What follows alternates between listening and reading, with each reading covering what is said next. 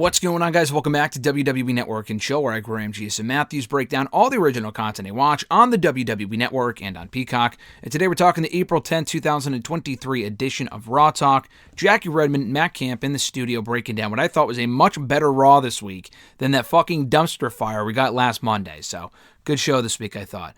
They open up the episode recapping the Becky Lynch-Trish Stratus loss of the WWE Women's Tag Team titles. Of course, Trish defending on behalf of Lita, who was attacked backstage, presumably by Trish, although that wasn't confirmed on Monday's show. They lost the belts to Liv Morgan and Raquel Rodriguez, so they recapped the match, the post-match angle, Trish Stratus turning on Becky Lynch afterward.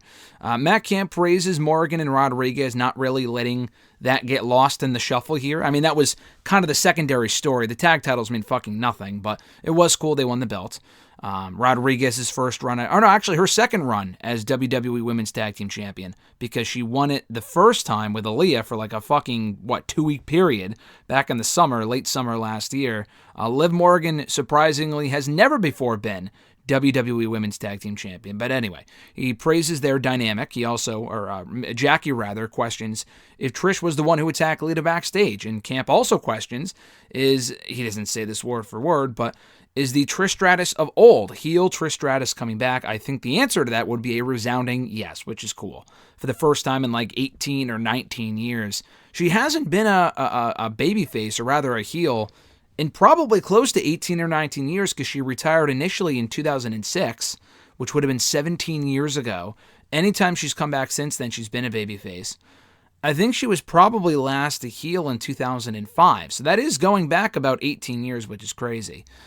Sonya Deville, Chelsea Green are interviewed backstage by Byron Saxton, who is then insulted by Deville and Green for asking them about their loss in the WrestleMania Women's Showcase match at WrestleMania, and also not getting an opportunity at the tag team titles last week on Raw, and not being involved in the number one contenders match.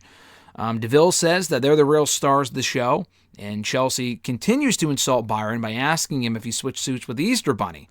And that was about it. So really nothing of note was said, but I continue to enjoy the dynamic between Sonya and Chelsea Green. I miss Carmella and her pairing with Chelsea Green, so hopefully it's a trio when she comes back. I don't know when she'll be back. I don't know what went wrong, but hopefully she's okay, and she'll be back soon alongside Chelsea Green. They recap the Io Sky, Michin, Piper Niven triple threat match, with Io Sky winning, earning herself an opportunity at the Raw Women's Championship at a later date. Backstage with Byron Saxton, all of Damage Control are interviewed, and really the only thing coming out of it was that Io Sky basically tells Byron, she tells him that he also asked a dumb question, a lot like he did to Sonya and Chelsea earlier. The women were just not nice to Byron on this episode. Not that I'm complaining, and all due respect to Byron. She just says that she'll be the new Raw Women's Champion, and that was about it. So another thing worth noting from that mini interview there was that Bayley did not look overly excited. And Matt Camp and Jackie also pick up on that, not only in this interview, but also on Raw itself, when Io Sky won and she wasn't over the top celebrating as she normally would be. Matt Camp did call Io Sky one of the best in the world, which she is, and hopefully this win for her and this opportunity leads to her getting more singles opportunities on her own, and Damage Control is no more, because the group just so far has sucked.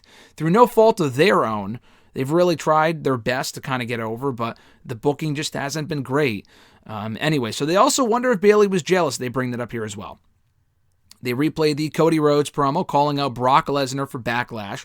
Jackie says to Matt, she asks him, do you think Cody made a mistake by doing that? He immediately says yes, and says, listen, I'm a big Cody Rhodes guy, an American Nightmare fan, but he wears his heart on his sleeve. He's just going off the fact that he was attacked last week. Probably not the best idea to challenge Brock Lesnar to a pay-per-view match less than a month after already losing to Roman Reigns. Having Roman and Brock on back-to-back pay-per-views, not the brightest decision in the world.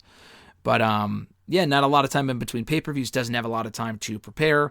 Kind of honestly hinting at a Cody Rhodes loss on that show, but time will tell. When they come back from commercial, we see Byron Saxton backstage interviewing Elias and Rick Boogs. They weren't on the show on Monday, I don't think, but Elias was on Raw last week, losing to Omos. They discussed that loss. Boogs brings up, why did that match even happen? And the real answer is because Vince McMahon fucking loves Omos, and he put him on the show. Their explanation was that Elias said that he thinks Elias rubs him the wrong way.